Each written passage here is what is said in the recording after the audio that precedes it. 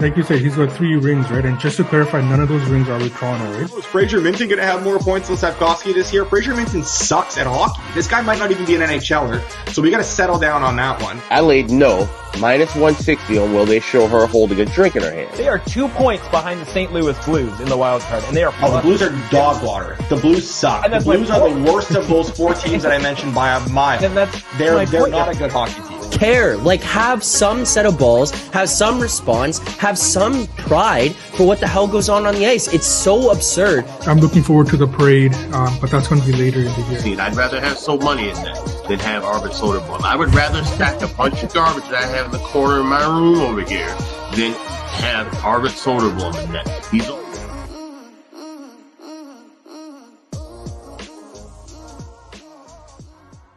June 18th, welcome back to Edgework, presented by Pinnacle. I'm Zack Phillips, joined here today by Alex Moretto, Matt Alber, helping break down Game 5 of the Stanley Cup Finals. We'll be talking about some Conn Smythe stuff, maybe some Stanley Cup handoff markets. We'll break down the game, look at the prices that we've got ahead for tonight, and answer questions from the chat. But before we can get into any of that, I want to remind people that today's show, as always, is sponsored by Pinnacle. Pinnacle is the world's sharpest sports book in business for 25 years. You can find out what professional bettors have known for decades. Pinnacle is where the best bettors play. You must be 19 plus. Please play responsibly. Not available in the U.S. Head on over to Pinnacle. Make sure to add it to your list of outs.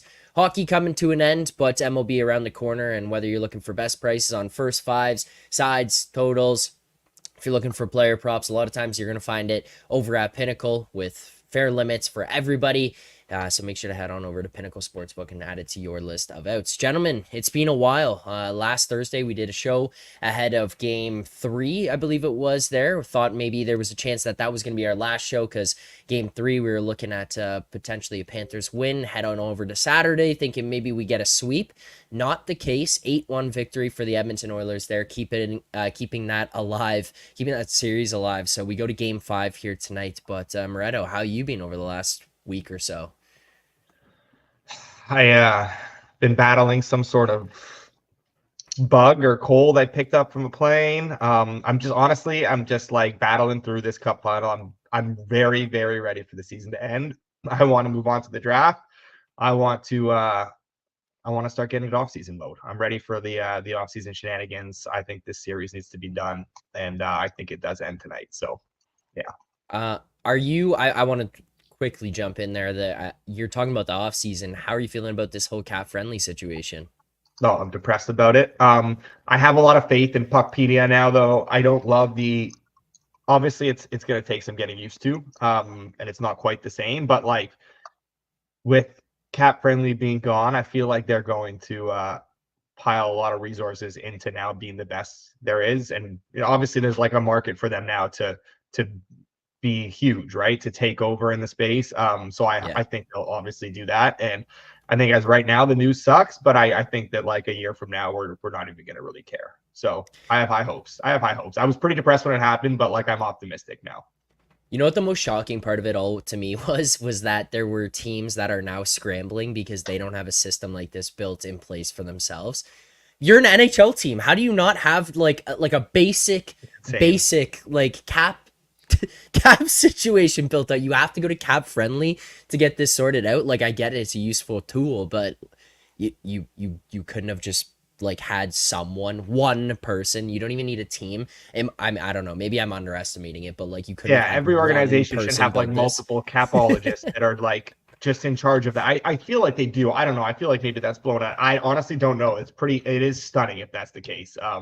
I feel like that can't be the case. Maybe for some poverty franchises like the Rangers and stuff, but I feel like for the most part, teams are pretty covered in that area. Took out shots right away this year. Had to go the other way around. Bring it my way. Alber, how you doing? You catch a shot there quickly, but how have things been going? You got new headphones there. Yeah, thinking of the Rangers, the first thing that comes to mind when you're a poverty franchise was certainly a choice that he came up with. Not a good choice, but it was a choice. Trying to find some sort of technology that actually works. And now that I may be able to afford things again, since the playoffs have actually been pretty good. I don't know. I definitely have a rooting interest in Florida ending this tonight. like it to be like a 1-0 Panthers win. I think would be preferable to us. No, it's been good. Honestly, kind of ready for this to end. I mean, even the other night, like I don't think the Oilers are getting back into this series really. Like Florida, they quit on that game. Like you can just call it what it is. Like I think it was when it was around, it got 5-1. Like you could just see that effort level just went down the tank, and like even those last people, like they couldn't give less of a shit. Maybe a little early partying after that game 3 win, but like I think this extra day off and like this long flight home, like it'll help them refocus a lot. You even and I heard Paul Maurice talk about it. Like they're not really worried. Like they lost 1 game. Like it's like the sky's not falling. Like it's not like they just lost 3 in a row. Lose tonight and it's a different conversation. But for now, like I wouldn't be worried about the transition. Yeah, lose 2-1, lose 8-1. Who gives a shit, right?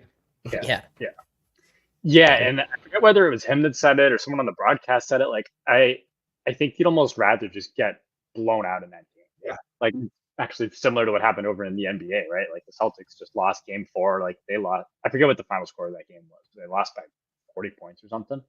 It's like you're just mentally so quickly out of that game where it's not like you got overtime and you thought you were 1 shot away from winning the title that night. It's like you were out of it so you just mentally, like in the middle of the second period, you're already kind of on game 5. So I do. There's a case to be made where, like, if you lose in overtime and you're like a shot away, or you're like right there, you can basically taste it. That's a little bit harder to get over. Whereas, like, the Panthers were done for this game in the first period. They were down 3-1, and they had moved on, and they had and we'll have more on that later because I want to talk about a certain someone, but like and their performance in the second and third periods of that game, but. Yeah, they completely mailed in at that point. Like they were done with it. Their focus, you could tell, shifted to just kind of rattling them a little bit. They didn't care. They got Bob out. They rested him. Like they were fully on to game 5. This is a team that was also just here in the Cup final last year. They know what it takes. They have a lot of like professional guys on that team, a lot of high character guys on that team. I don't think there is going to be any problem for them to bounce back. It's one of those like weird ones too, with like that score being the way that it is, where So Money, I think it was last week on the Thursday show, had talked about the idea of momentum, and like he didn't necessarily believe in the momentum. My only pushback was, if you're the team who comes back late in a game and wins a game, you could have some type of morale, I guess, kind of go through the locker room where you feel like maybe things are heading in a different direction for yourselves, sets you up mentally differently into the next game. The losing team might not care, might not take away. This is one of those ones where at an 8-1 win, I don't necessarily know that anyone in that Edmonton locker room is like, obviously they believe in themselves, but I don't necessarily think they're sitting there going, yeah, like this is what we needed. Because at some point they probably looked around that game and just went, oh shit, these guys checked out. And they know that they checked out. It's not like it's anything to build upon, and Florida's just like, whatever, 8-1, head back home. We've got a couple more cracks at this thing. You don't want to play this one out, but... And then you keep running it up. You keep scoring goals. I mean, not that you need any added motivation. It's the Cup final, but like it's gonna piss the Panthers off a little bit more. And like we saw maybe their worst game. Obviously, maybe that was probably their worst game, but like game 1 was terrible. They were brutal in game 1, and we saw them bounce back with one of their best efforts in game 2. And I think that you're gonna see something very similar here, where they're gonna bounce back significantly from that 8-1 loss. And like that was kind of, you felt like. Right then and there in game 1, the narrative was kind of like, oh, well, the Oilers played so well and lost. They have nothing to be worried about. Look how well they played. They dominated that game. They're going to be fine. It's like, well, no, actually, you just dominated them and lost. You just gave them that game. Now you're pretty much like, you're putting yourselves in a significant hole here because you don't think the Panthers are going to bounce back. That was the common, like the common theme where it's like, oh yeah, the Oilers dominated them. They're good. It's like, no, the Panthers are a very good team. They're going to bounce back. They're going to not play like that the rest of the series, and not in every game. And so, yeah, I think we're going to see them bounce back similarly tonight.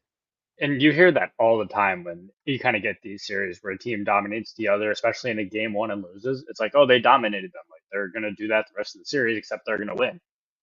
You kind of nailed it on the head. It's like a lot of times it's just, no, they played as well as they could play. The other team played like shit, and they still lost. So what happens when the Panthers play better? What happens when the Oilers play a little worse? So it's like, I think either way you can look at it, it's like, it's kind of narrative-y. But no, the Panthers have obviously rebounded a lot since game 1. Well, our guy here, Todd in the chat, are you ready for the season to end? Yes, I think we all are at this point. I mean, it's possible the Oilers come back, but it feels like right now everyone's kind of looking around, knowing or with the feeling in mind that the Panthers are going to wrap this thing up. It's just a matter of when, not if. And let's hope that that's tonight, because we don't want this thing to drag on any longer, especially for our guy Charles. So, or for those of you out there holding Panthers futures in any fashion right now. So let's get to tonight's game. And then after we go through this game, I do want to talk some Conn Smythe stuff. I know Moretto's holding back on some of those things, so we'll close with that. If people have questions, whether it's about the game or other markets that you're looking at heading into tonight's game, please make sure to send them here in the chat. We will try to answer them throughout the show here as well. I don't know if we're going to answer any of those egress questions that I see popping up, but I appreciate them, the comedy of them regardless. Let's get to Game 5 here, back in Florida. Panthers currently best price available you can find on them, sitting at minus 132. On the other side, we see the Oilers plus 122, courtesy of Pinnacle. As for the total in this game, we're seeing a 5.5. You see minus 101 on the over there, minus 108 to the under. Moretto, just as for thoughts on where we see the numbers right now, whether it be side, whether it be total, not necessarily if you have an opinion either way, but what do you make of where the number is at? You feel like this is just appropriate and this one's pretty much settled in where it's going to be at puck drop tonight? Yeah, I think there are going to be some models that are higher on the Oilers, and I think the Oilers maybe could take some money as we go on a little bit today, and I think that's likely going to be the case. I know the Panthers took some money overnight and have taken some money to kind of drive them up a little bit here, but I wouldn't be surprised if there's some buyback. Honestly, I probably expect some buyback. We've seen it a few times in this series, and we've seen it a bunch with the Oilers in general throughout these playoffs. And honestly, like, you see the deserve. I know these. I can't stand them. So I can't stand them at all. But these deserve to win meters that are flying around out there, and it's like the common narrative is very much like, oh, the Oilers are the better team, and the Oilers are dominating this series, and whatever. And so I think that kind of holds weight to a lot of people, and I think that stems from something where, like, yeah, they are. Maybe their underlying numbers are impressive, and they have been good in this series. And I think there's a lot of models out there, a lot of public models out there and stuff that weigh that stuff pretty heavily. And that stuff, that's why you see the Oilers in some of these, like, I know Mike Kelly, a guy who I respect him very much. I like some of the work he does and stuff, but like, he has, had the Oilers favored in the series. Some people like other people I respect had the Oilers favored in this series. And I think that has kind of shown itself throughout these playoffs where we've seen the Oilers get favored in a lot of these models and take money in a lot of these spots. So I can kind of see that that's going to be the case maybe here again, but I don't agree with it. I think there's a lot that's kind of not being taken into account there. And I think the number is kind of fair where it's at. If it did drift back a little bit, we got under minus 130 on Florida, maybe like the high minus 120 or something like that, I think I'd probably get involved on the Panthers. So I don't necessarily know if we're going to get that far, but hopefully we can. But yeah, I wouldn't be surprised if the Oilers take money throughout the day, but I do not agree with it if they do. Alber, where are you at with the pricing of this game right now? First thing is we need to clip that little spot there of Moretto talking about the deserve to win a meter. Next time he shit talks the Rangers for having bad 5-on-5 metrics, we can come back to that. I do agree that I think the Oilers will take some money here. I would not be surprised if you were able to end up getting something in the range of Florida minus 125 later in the day. Like, that wouldn't really shock me if it got down there. I also wouldn't agree with it. Like, I do think the number is pretty fair where it is. I'm not on anything pre-game side or total. I do think there would be some chances later for maybe a live over, depending on how this game script plays out. Kind of similar to, I know how some of us looked at it with the Canucks Oilers game 7. Like, if you get a 3-0 Panthers lead or a 4-0 Panthers lead, like, the Oilers are just going to keep pulling the goalie, right? Like, if this is a sizable Panthers lead, it's not just going to die at 3-0. Like, you're going to get 6, 7, 8 minutes of empty net probably. So I do think that could be something to look at later. But as far as pregame, like, no, I have nothing. All right. Nothing for anyone on tonight's game. I mean, we're not going to force anything. There's only the one game. The number has been available for a little while now, so pretty much been into place. As for tonight's game, that'll pretty much do it there. No bets for us. Let's take a look at some of the Conn Smythe stuff. And I do see a question there we'll try to answer as well. But Conn Smythe, let's talk about this. One thing I'm curious about before I let Moretto go, because I know he has something on his mind he wants to get off here. But we saw Bob get pulled, 5 goals, 16 shots, a 6.88 save percentage in game 4 there. He still leads the Conn Smythe market. I saw minus 105 on some different books that was available right now if you're looking ahead of game 5 here tonight. Obviously, that would show us he is the favorite. He's the most likely candidate to win the Conn Smythe here after tonight's game. Did game 4 hurt his candidacy at all, Moretto? For what he's done so far throughout the playoffs, how he's played, and just kind of the performance that he's had with the Panthers here so far? Okay, well, I'd obviously be like crazy to say it didn't hurt it. Like, it didn't help it. It obviously hurts it a bit, right? But like not to the point where I think he shouldn't win it still right now. The thing with Bob that like people lose sight of, it's like I understand like the cumulative numbers, and we're looking at overall stats and this, the goals against average, the save percentage and all that crap. Like, whatever, I get it. Even the goals saved above expected, the cumulative numbers throughout the playoffs is not like insanely high, but like it doesn't have to be. He's playing very good when he's called upon. Yeah, he's had some duds, but like in games where his team has been great, he doesn't really need it to be great. And that's kind of where like I think the veteran savvy comes in, where a guy like Bobrovsky, you kind of know like when you're going to need to be relied upon, you're going to step up and you're going to be that guy for your team. And then there's times where your team doesn't necessarily need you to be fantastic, and you maybe nights off, so to speak. I think it's fine. Like, I don't think it should kill him. I think he's the reason you look again, you see those deserve to win meters. I don't necessarily think they matter, but at the end of the day, like, he's the reason they were probably up 3-0 in this series. And it's like, what have you done for me lately? Well, like, when it matters most in this cup final, Bobrovsky's been fantastic. And throughout these playoffs, he's had some bad games. He's always bounced back very well, and he's always put in a very good effort the next game or the game after that.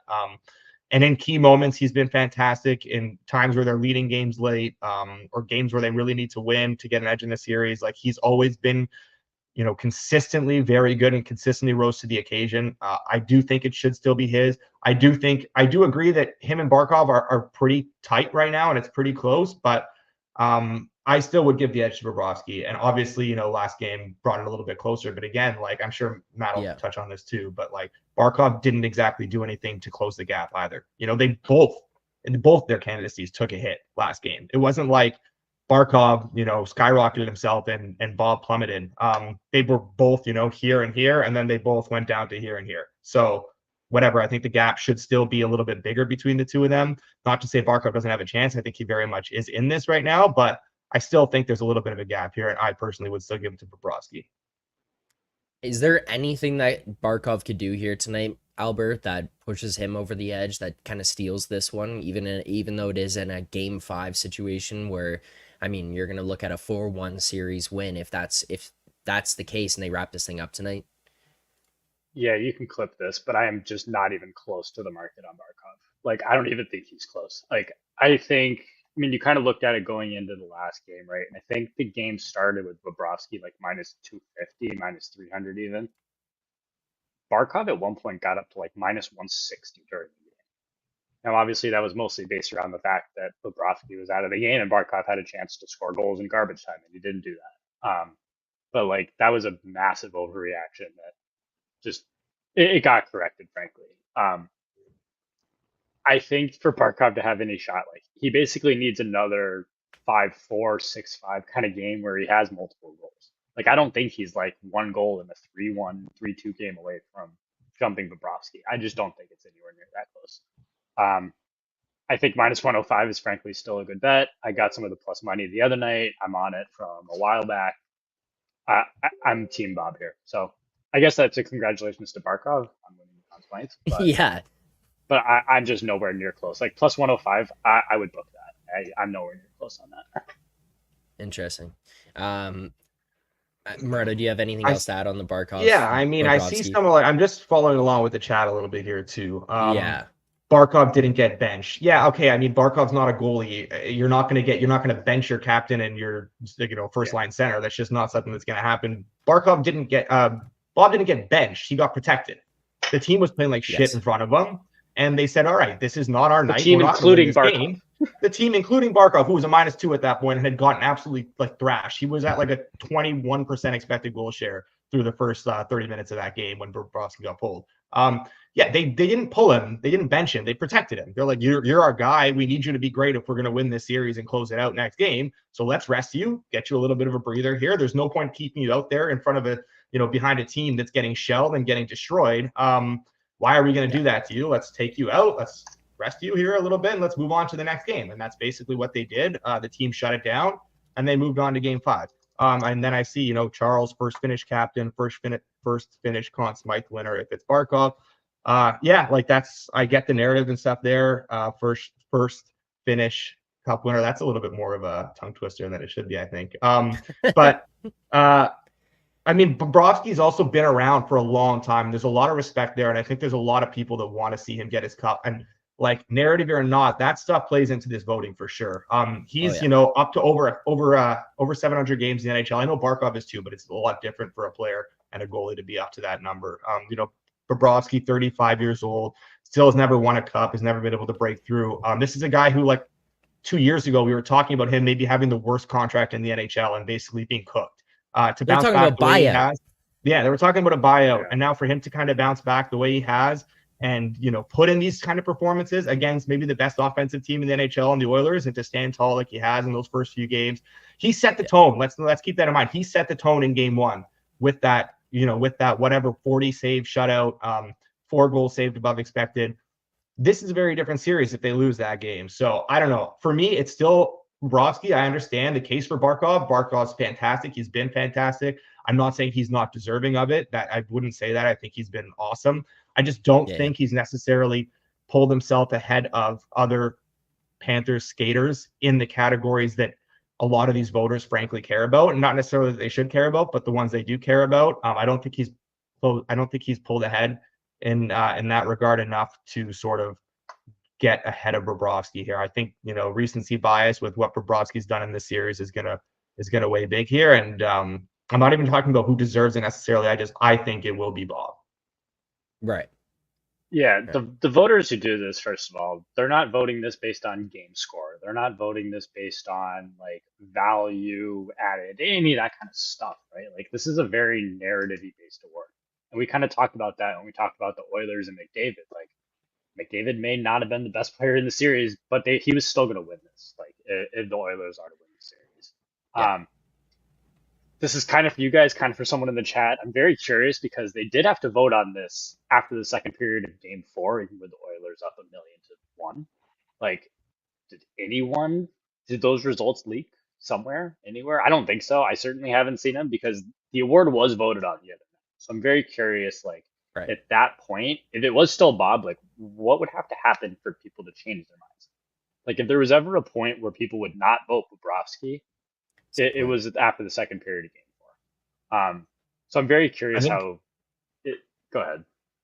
No, I just think just to your point, like I think that what would have to happen is tonight it would have to be like either the Panthers completely dominate and Bob has very little to do and they win 4-2. Barkov has a couple points. Bob doesn't really have much to do. Maybe lets in a soft one or something like that. Or it's like a 5-3 type of win where Bob lets in 3 on 21 shots and Barkov has 2 or 3 points and McDavid does nothing because he's shut down by Barkov. Like I think there's still it's not like if Bob plays well and Barkov plays well tonight, it's Bob's in my opinion. I think Barkov still really has to close the gap. So something still has to happen that would be considerable tonight for that gap to close. I know people are probably going to be upset about it. I don't think they should. I don't think looking at cumulative numbers here is fair when you're talking about this award. The fact that Bobrovsky's, GSAX or save percentage isn't through the roof shouldn't matter. I mean, he's played unreal when he's needed to, and that's what's most important for a goalie. That's all you can ask for from a goalie is, to have those games and to steal games when you need them to steal games. And he's done that consistently. And obviously, the whole narrative side of it where 35 years old, never won a cup, all that sort of stuff. I think that weighs in heavily with the voters too. Not only shouldn't it matter, it's not going to matter. They're not going to care about that. This is voted on by writers. Writers like narratives. Writers are not looking at goals saved above expected. Writers are not looking at what was your save percentage in this game, your high danger save percentage. They're going, who is the Panthers' best player in the playoffs? Oh, it was Sergei Bobrovsky. It's frankly not very close, in my opinion. I think you're going to need like a Barkov hat trick or something to close the gap. Like we can talk about McDavid for a little bit. Like McDavid's not winning this if they lose tonight's the first thing. Like he could have 4 goals, they lose 5-4. He's not winning the Conn Smythe. I think if he gets to a game 6, it's certainly possible. There's like these next 2 games are 5-4, and he comes out of it with 6 points in 2 games. Maybe you start to think that could be possible, but like even when Jaguar did it in 03, and everyone's going to keep referencing that, like you got to a game 7, you got to the very, very end, and he even was then he was unbelievable. So far. Yeah, he was so that far. That series head is and done shoulders, 4 without Jaguar, and it got to a game 7. So it's like he had to be so, and it's like, is McDavid the best player in the league? Yes. Has McDavid been the best player in the playoffs? Yes. Is he doing what Jaguar did in 03? No, he's not. So it's like, even if this gets to a game 7, I was chatting with someone the other night about this. Like, I don't see how he gets there unless he has 3 just massive games coming up here. The last thing I did want to touch on before I kick it back is like, I keep seeing people bring up like getting pulled in the finals game. Again, it was to save him. It wasn't that like he didn't play well, but it wasn't like, oh, we think Stolarz gives us a better chance than Bobrovsky. The game was over. Like they were resting him for a game 5. And I think a lot of people look at it as that's never happened. I think goalie pulls like this are different than they were 10, 15, 20 years ago. Like you're leaving your guy out there the rest of the night 20 years ago. Like now it's like, all right, we want to get him rest. We want to make sure he's healthy, ready to go for game 5. I think it's just different. Like I don't think that's really going to resonate with people, especially if he plays like somewhat okay. That's why I say I think the one way to get this not to be Bobrovsky is a heavy favorite is if he gets shelled again tonight. Like if it happens again tonight and then he gets pulled again tonight and the Oilers win 5-2 or something going back, like, okay, then it's probably not him in the favorite spot. But for now, like I personally just don't think this is even close. I want to talk about the McDavid thing there. You brought it up, Alber. I saw a question in the chat here. Colt bringing up a percentage chance that McDavid wins Conn Smythe without winning the cup. Moretto, this is something going on online this morning, talking about pushing this narrative that McDavid still deserves it, even if they lose the cup here. You have a strong opinion on this, so I'll kick it to you. What are your thoughts on McDavid winning Conn Smythe, even if the Oilers lose? Yeah, I think it's around like 7-1 right now. Maybe you can find a little bit better at other places or whatever. There's no chance. He needs to, this has to at least go 7. I don't even think 6 would matter. This has to at least go 7. McDavid's been good. Like, of course he's been good. It's McDavid. That's kind of what you've come to expect from him. You expect him to be good. But has anyone watched him in this series or like even against Dallas and been like, wow, he's dominant? Like he scored a great goal in that, to the series clinching game against Dallas and stuff. But like he hasn't overall been dominant. They got shelled in that game. I don't know. Yeah, he's still like racking up assists and stuff. I know he's like kind of chasing some sort of records and whatever. He had 3 assists in the first 3 games of this series. You know who else did? Anton Lundell. Evan Rodriguez had 3 goals. Barkov had 4 points and was a +4. Reinhart had 3 points. Bennett had 3 points. Like I don't care that McDavid had 3 assists in the first 3 games. Like, is that supposed to impress me? His team went 0-3 and they're on the verge of losing in 5 games right now. But yet now all of a sudden down 3-0 in the series, they kind of run up the score in an 8-1 win, and he ends up getting 4 points. Those are empty calorie points for me. He also didn't get on the score sheet until it was already 3-1. Like the game was already kind of getting out of hand before McDavid even started getting involved. I don't know. It just doesn't impress me. I don't care about secondary assists in a 4-1 loss. I don't care about 4 points in an 8-1 win in a game where Florida essentially mailed it in. Keep in mind, McDavid, again, didn't have a single point until the Oilers had already pretty much blown the game open. So, yeah, I don't know. I know he's setting records for assists in the playoffs. That's cool. Good for him. He's been good. I'd expect McDavid to be good. He just hasn't been dominant. He hasn't done enough to be like, wow, this guy is so head and shoulders above everyone that even if they lose this series, I expect him to win the Conn Smythe. It just hasn't been remotely the case. He's also 14th in the playoffs in goals. He's just not scoring enough. He has 6 goals. Like, this is a series where this team has been desperate to find a way through and to solve Bob. Took them 3 games to finally do it.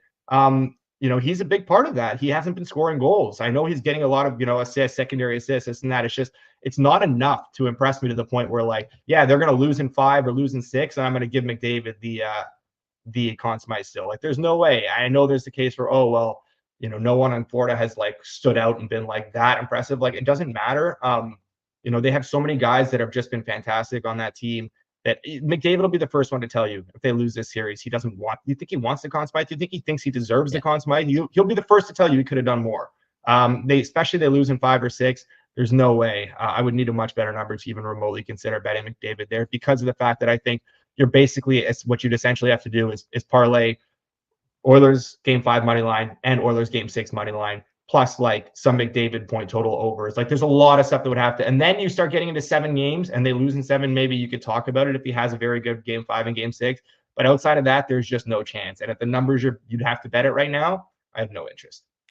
I think another thing to throw in here as well, like Connor said, McDavid has been very mid these playoffs. I'm not impressed by him breaking Gretzky's record. I think one of the points too is like Moretto saying he's not being like that great, I think or that impressive was the words that you used. Is when we're talking about this, we're not saying that he's not being good or he's not being very good. He just hasn't been like McDavid of what you expect him to be, where he comes out and completely can dominate a game or turn it on its head and just be completely overwhelming in that facet, where he's being really good and he's contributing to the game. Obviously, like, we're not looking at this guy like a black hole out there on the ice, like some people that we see here in the local market when they get to the playoffs, but he just hasn't been that next step, I think, is kind of that little piece that's missing. And for me, that's kind of also where I agree, where it's like, yeah, he's been really good these playoffs, but he's not being this player that you look at and say he has to be recognized for the work that he's done so far to this point, which is also why I think that it just falls into, hey, this guy shouldn't and won't win the Conn Smythe when the Oilers lose this series. I don't know. And the other thing, yeah, no, I completely agree. The other thing I want to add to that too, just to piggyback on that, is through the first 2 rounds, Draisaitl was their best player. Draisaitl was definitely their best player through 2 rounds. Through 3 rounds, probably you would say Evan Bouchard was their best player. Now in the Cup final, McDavid's been their best player. But I don't think up until the Cup final, there was necessarily a case for McDavid, a guaranteed slam dunk Conn Smythe winner on this team. Obviously, he's been their best player in this, in this last round here, but like they're also 1-3 in this last round, so I don't think that really matters at this point. Do you think that this is a lot of participation trophy people just being, oh well, McDavid got here, we want to recognize him for his work? I don't think it's that. I think if anything, it's like the people that are gonna say, oh, McDavid's the best player in the world. Of course, he's the most valuable player in the playoffs. Like, you can be the best player in the playoffs. That doesn't mean you're going to or should win the award. Like, if that's the case, just give him the Conn Smythe just for making it fall, right? Like you said, it's just, that's not what it is. And I've seen that going around a little bit. Like, yeah, McDavid's the best player in the world. Obviously, he's the most valuable. Like, no, like, that's just, sorry, that's not how it works here. I think the thing that hurts him though is that, especially with them, as far as like the case with them not winning, if this series keeps going further, while I do think Bobrovsky would fall out of it, especially if the series were to go to 7, just based on the fact that Oilers have to win 2 more games and score a bunch more goals, it also probably results in Barkov putting up more points. And it's like, I think the best case for anyone not named Bobrovsky winning is to get out of this game. But again, if the Panthers are to win another game, it probably results in Barkov putting up some points, and that's what's going to hurt McDavid, I think. Last thing here, I saw a question asked by Charles. Any draft looks, or will there be an Edgework draft betting show? I think as of right now, nothing for the draft, but stay tuned to the Edgework HQ Twitter account for updates, notifications, anything like that. You can also follow all 3 of us. You'll probably see some stuff pop up if we're going to have any bets ourselves, or if we're going to be doing a show excuse me, ahead of the draft.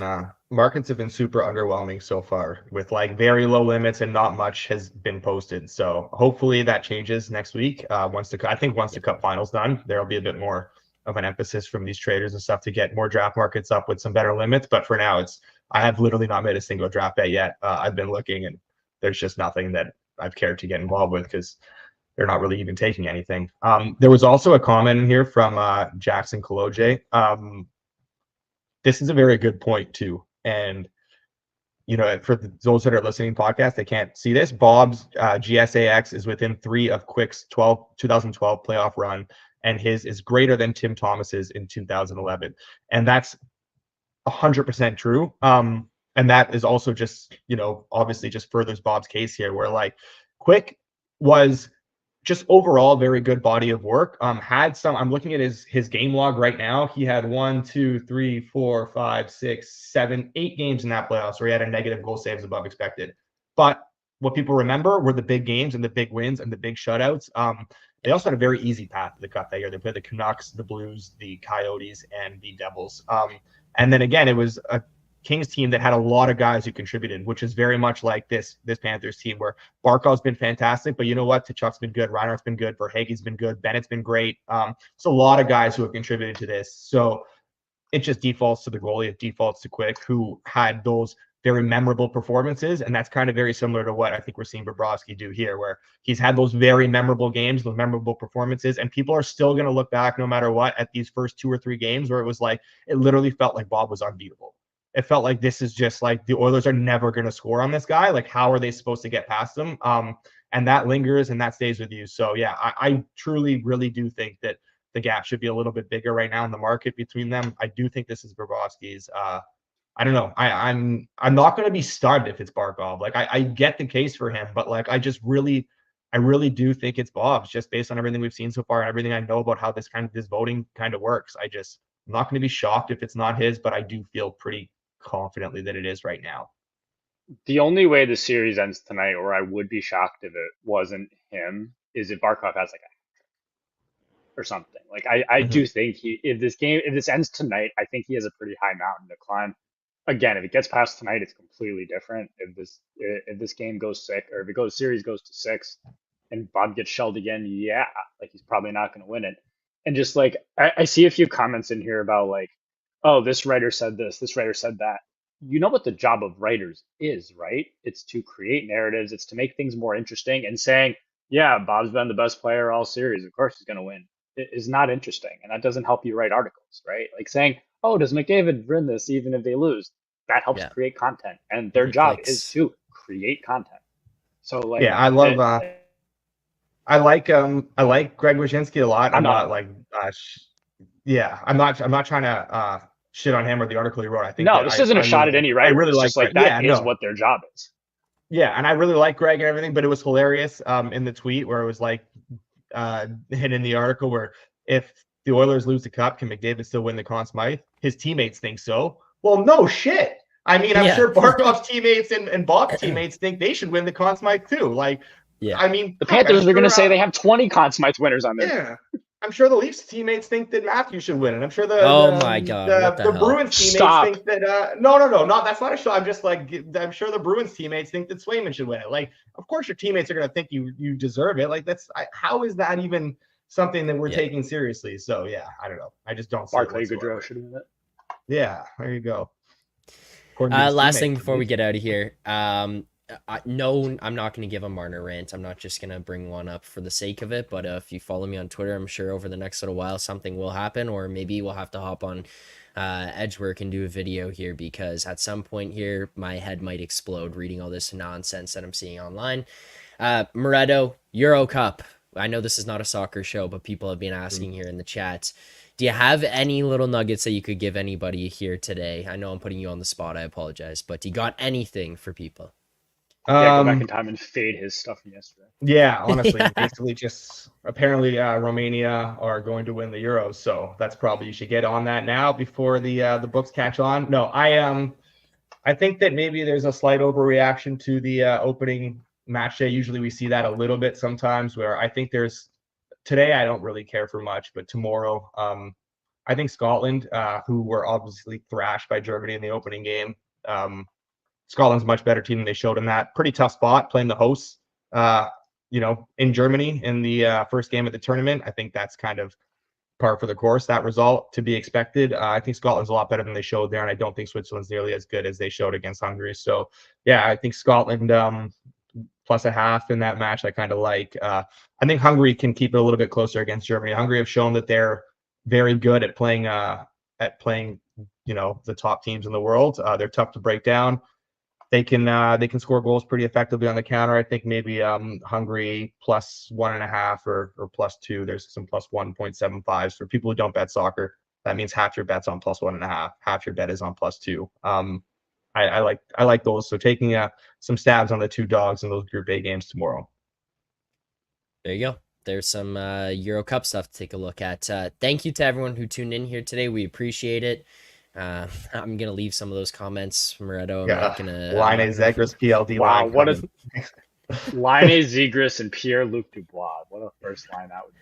I will say, I wouldn't hate buying low on Laine. Just like very low. You'd have to basically give up. For him. Like you're not giving up much for in the trade, but like I wouldn't hate taking a flyer. I have no interest in Zegras, and I'm not going to open place that line conversation right now, but. On it. Yeah.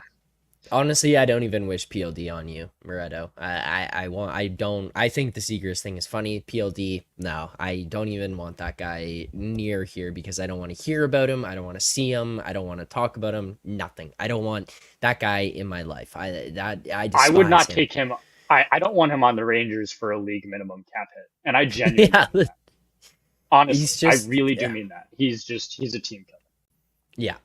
All right, that'll do it. No bets for tonight's game. Hopefully this thing wraps up. Hopefully you guys got a lot of education picks, money out of the show this year. We did have a blast doing this all season long. So thank you, excuse me, so much to everyone who tuned in. We appreciate all the support. We appreciate you liking, subscribing, watching, following along. All that. It's been an absolute blast. If this thing doesn't get done tonight, game 6 is on Friday. JH there hoping for an Oilers win tonight. So if that does happen, then we'll likely have the show Friday morning ahead of the game. But you can also stay tuned to the Hammer HQ Twitter account or Edgework HQ Twitter account if anything's going to change, if we're going to move show dates or anything like that. So make sure to follow us on there for any updates. You can also just subscribe here to the channel, turn on notifications. We'll put something out in the community if we change anything. But thank you all very much for the support all season long. Moretto, Alber, thank you guys for taking the time to do this here again today and for this entire season. Thank you very much. And enjoy the game tonight. And good luck on your bets.